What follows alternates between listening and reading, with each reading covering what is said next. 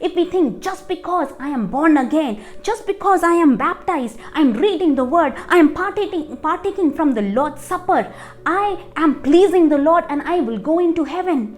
Not all who call Lord, Lord will enter the kingdom of God.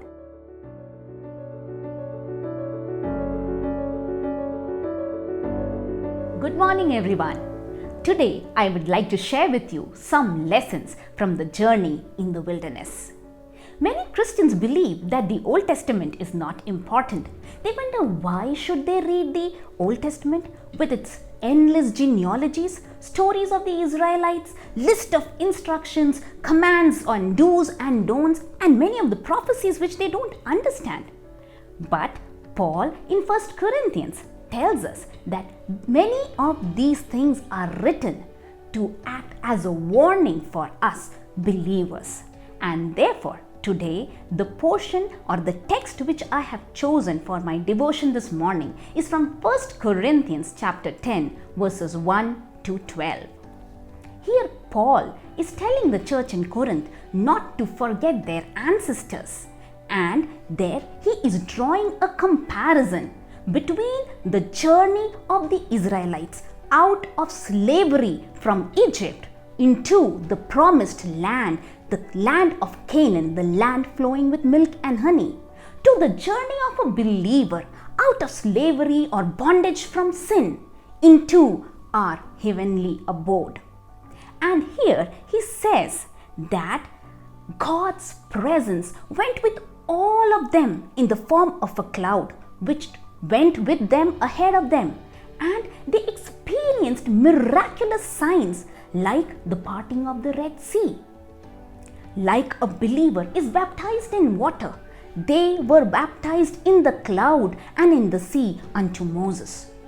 He goes further to say that all of them ate from the spiritual food and the same spiritual water from the rock Jesus Christ.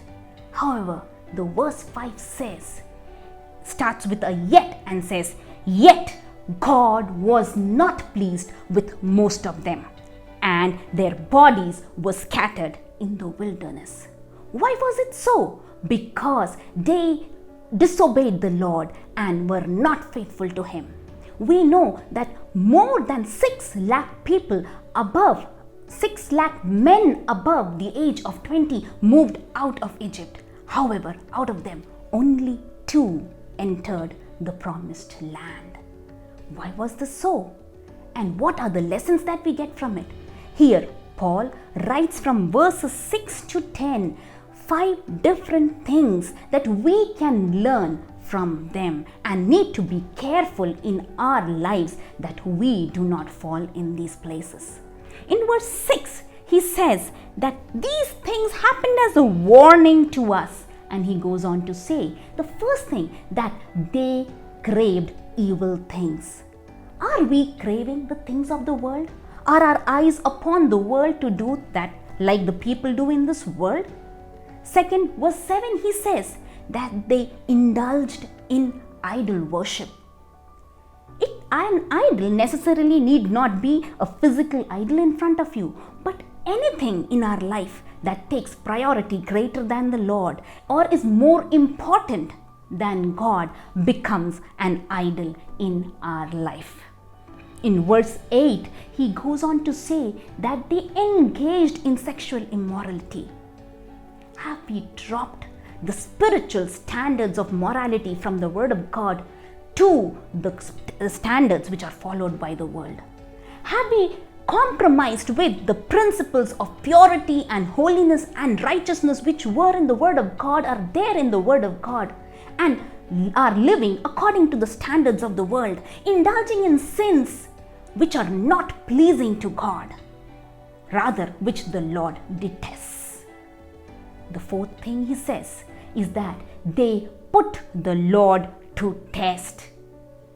They did not trust in the Lord or the miracles that He had done in the past, but again and again, when faced with problems, they were complaining. Are we trusting the Lord every moment, or are we looking here and there and testing our Lord again and again? And finally, the fifth point, he says that they grumbled. and they complained and grumbled about the things that they did not have. In our spiritual life, are we grumbling? Are we looking at people around us and wondering why we don't have the things that they have? Looking at the past, that was better.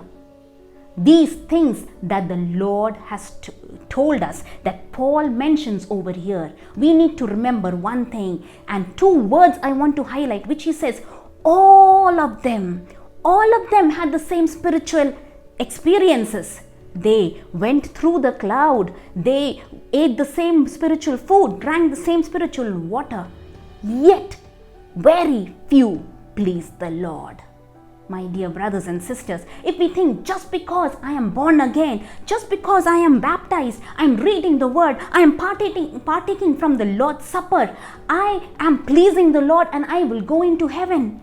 Let me tell you, we are wrong. Because Jesus himself said that not all who call Lord, Lord will enter the kingdom of God. He said that the coming of the Lord will be like a thief in the night. Two will be working in the field. One will be taken and one will be left behind. Two women will be grinding together. One will be taken, one will be left behind. Also, in the parable of the 10 virgins, he said only 5 who were prepared with extra oil and looking forward to the coming of the bridegroom were taken with him. My dear brothers and sisters, all went through the same spiritual experience, but only 2 pleased the Lord and entered the promised land. Are we ready to enter the promised land? Are we keeping ourselves holy and pure and living a life filled with the Spirit so that we can enter our heavenly abode? Remember, all had the same spiritual experience, but few entered the promised land. Let us pray. Loving Heavenly Father, we come into your presence, O God. We want you to work in our life, that we would not only live the spiritual life to fulfill all that you say, but to please you and be prepared for your second coming, so that when you come on the clouds, we will be taken with you to see you there. Thank you once again. Thank you for your word. In Jesus' name I pray. Amen.